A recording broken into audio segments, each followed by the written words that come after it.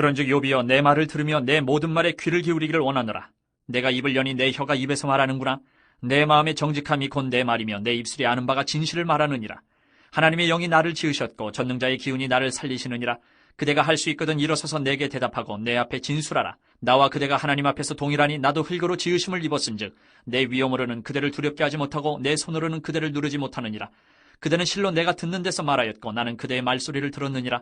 이르기를 나는 깨끗하여 악인이 아니며 순전하고 불의도 없거늘 참으로 하나님이 나에게서 잘못을 찾으시며 나를 자기의 원수로 여기사 내 발을 착고에 채우시고 나의 모든 길을 감시하신다 하였느니라. 내가 그대에게 대답하리라. 이 말에 그대가 의롭지 못하니 하나님은 사람보다 크심이니라. 하나님께서 사람의 말에 대답하지 않으신다 하여 어찌 하나님과 논쟁하겠느냐. 하나님은 한 번 말씀하시고 다시 말씀하시되 사람은 관심이 없도다. 사람이 침상에서 졸며 깊이 잠들 때에나 꿈에나 밤에 환상을 볼 때에 그가 사람의 귀를 여시고 경고로서 두렵게 하시니 이는 사람에게 그의 행실을 버리게 하려 하심이며 사람의 교만을 막으려 하심이라. 그는 사람의 혼을 구덩이에 빠지지 않게 하시며 그 생명을 칼에 맞아 멸망하지 않게 하시느니라. 혹은 사람이 병상의 고통과 뼈가 늘쑤심의 징계를 받나니 그의 생명은 음식을 싫어하고 그의 마음은 별미를 싫어하며 그의 살은 파리하여 보이지 아니하고 보이지 않던 뼈가 드러나서 그의 마음은 구덩이에 그의 생명은 멸하는 자에게 가까워지느니라. 만일 1천 천사 가운데 하나가 그 사람의 중보자와 함께 있어서 그의 정당함을 보일진대 하나님이 그 사람을 불쌍히 여기사 그를 건져서 구덩이에 내려가지 않게 하라. 내가 대속물을 얻었다 하시리라. 그런즉 그의 살이 청년보다 부드러워지며 젊음을 회복하리라. 그는 하나님께 기도함으로 하나님이 은혜를 베푸사 그로 말미암아 기뻐 외치며 하나님의 얼굴을 보게 하시고 사람에게 그의 공의를 회복시키시느니라. 그가 사람 앞에서 노래하여 이르기를 내가 범죄하여 옳은 것을 그르쳤으나 내게 무익하였구나. 하나님이 내 영혼을 건지사 구덩이에 내려가지 않게 하셨으니 내 생명이 빛을 보겠구나 하리라. 실로 하나님이 사람에게 이 모든 일을 제삼 행하심은 그들의 영혼을 구덩이에서 이끌어 생명의 빛을 그들에게 비추려 하심이니라.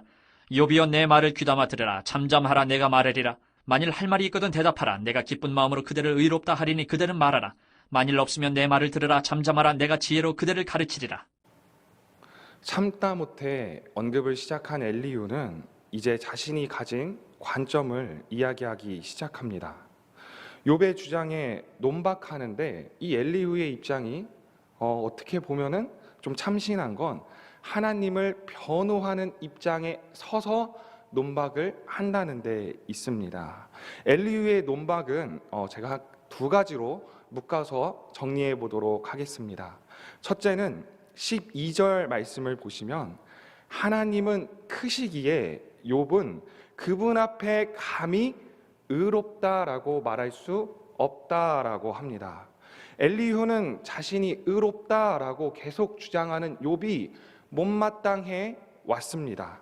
그래서 의인에게 고난을 주는 하나님을 제발 불의한 분으로 만들지 말아라. 너희 말이 잘못된 거다. 너가 의로운데 하나님이 고난을 주는 분이면 그 하나님은 불의한 분이 되는 것이다 라며 욥을 꾸짖습니다. 13절에서 이 하나님의 크심을 전제로 하면서 엘리후는 이렇게도 이야기를 합니다. 설령 하나님께서 너에게 답하지 않는다 하여도 그게 무슨 문제가 되겠느냐. 크신 하나님이 미약하고 작은 인간의 부르짖음에 대답하지 않는다고 하여도 그게 무슨 문제가 되겠느냐라고 엘리후는 이야기합니다. 둘째는 14절 말씀에서 하나님께서 말씀을 해주실 때도 사람은 무지하여 그 하나님의 말을 듣지 못한다라고 말을 합니다. 하나님의 말씀에 주의를 쏟지 않아서 못 듣는다라고 하는 것이죠. 이 둘을 종합하여 보겠습니다. 하나님은 우리의 생각보다 크신 분입니다. 그 존재만으로도 훨씬 더 무한하고 크신 분입니다. 그래서 하나님께서 우리에게 일일이 대답하지 않으신다 하더라도 우리는 불평해서는 안 됩니다. 또한 하나님께서 우리에게 말하셨는데 이미 말씀하셨는데도 그럼에도 불구하고 인간이 놓치는 부분이 있다는 것입니다. 이를 토대로 욥의 친구들과는 다른 새로운 관점을 드디어 엘리후는 말하기 시작합니다. 하나님은 크신 분, 즉 의로우신 분, 그리고 말씀을 하시는 분인데 내가 이제 그 입장에 서서 나는 알고 있으니 욥에게 가르치겠다라고 엘리후는 이야기를 하는 겁니다. 17절에서 18절 말씀 함께 봤으면 감사하겠습니다. 17절에서 18절 말씀입니다. 제가 대신 읽도록 하겠습니다. 이는 사람에게 그의 행실을 버리게 하려 하심이며 사람의 교만을 막으려 하심이라. 그는 사람의 혼을 구덩이에 빠지지 않게 하시며 그 생명의 칼에 맞아 멸망하지 않게 하시느니라. 욥의 세 친구들은 인과응보라는 관점을 고수했습니다. 그리고 그 관점 안에서 욥에게 주었던 답은 간단했는데 이겁니다. 고통은 죄 때문이고 잘못된 행실 때문이라는 것입니다. 고통은 죄에 대한 끔찍한 심판일 뿐이라는 것입니다.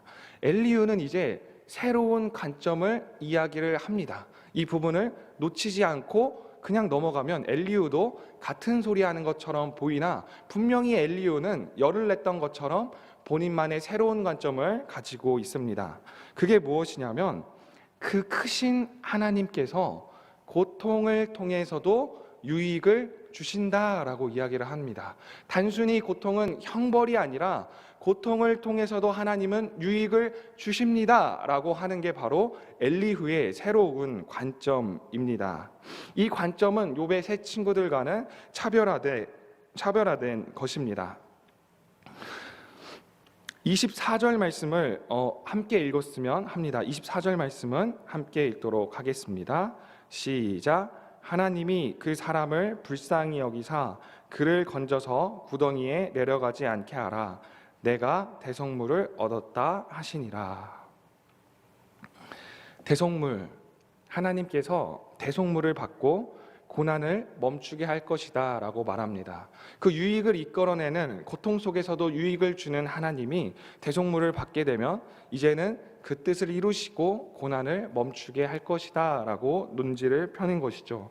엘리후는 이 대속물을 욥의 그의 가족의 죽음, 욥이 재산을 잃은 것, 건강을 해친 것으로 생각을 했습니다. 엘리후 역시 고통 속에도 유익이 있을 수 있음을 이 새로운 관점을 이야기했지만 그에게도 한계가 있었는데 인과응보적인 세상의 논지에서 하나님의 유익을 펼쳤다는 것입니다. 엘리후 역시 하늘의 회의를 알지 못했기에 그의 관점 역시도 한계가 있을 수밖에 없는 겁니다. 대속물로 쓰인 이 히브리어 단어가 사용된 의미들이 있습니다. 그 중에서 대표적으로 출애굽기 21장 30절 말씀이 있습니다. 새벽이라 함께 찾지는 않겠습니다. 제가 요약해서 전달해 드리도록 하겠습니다. 어떠한 소가 자꾸 사람을 들이받는 버릇이 있습니다. 그래서 그 소 주인에게 그 소에게를 관리하라고 경고를 했는데도 불구하고 소 주인이 그 말을 무시한 겁니다.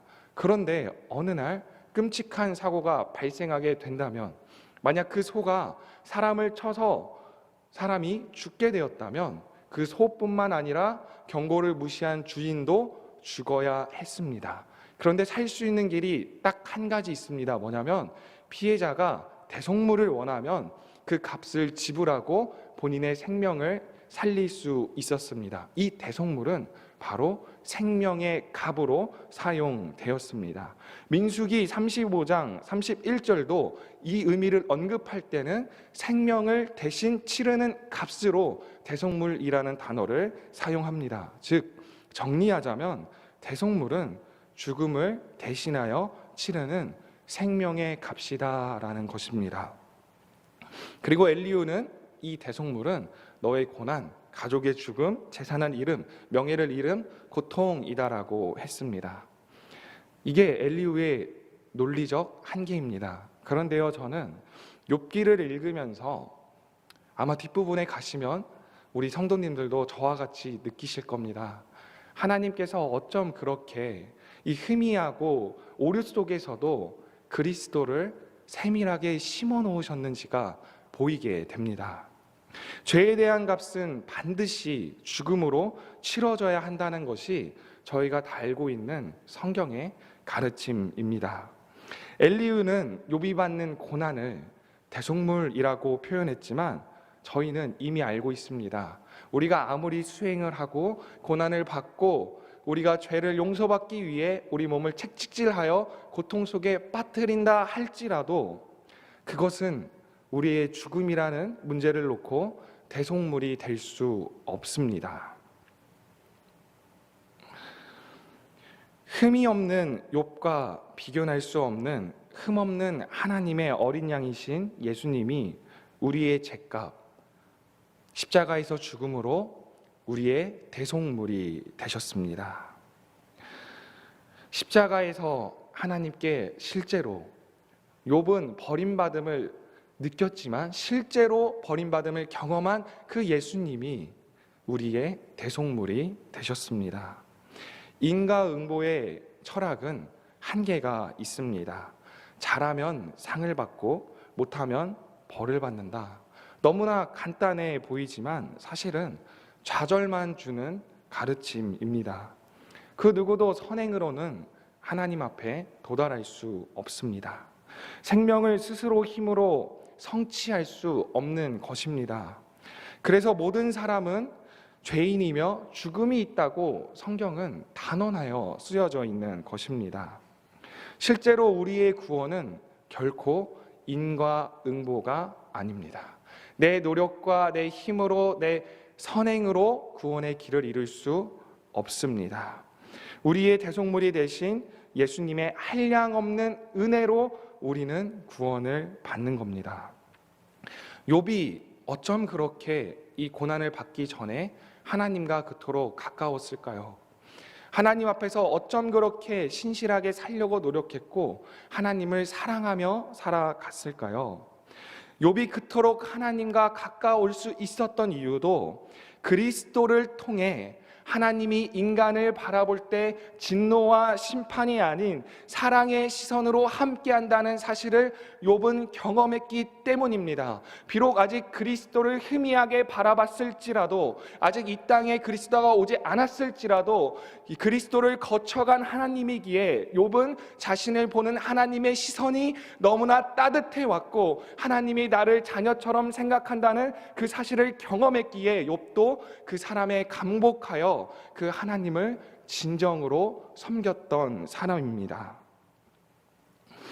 예수님을 지나가야 십자가에서 우리를 위해 대속물이 되신 그 예분을 지나가야 용서와 사랑, 따뜻함, 위로가 가득한 엘리후는 오류를 펼쳤지만 엘리후의 차갑고 무서운 크신 하나님이 아니라 따뜻하고 위로를 주고 선함이 가득하고 우리의 마음을 세우는 그 놀랍고 은혜롭고 크신 하나님이 비로소 보이게 되는 것입니다.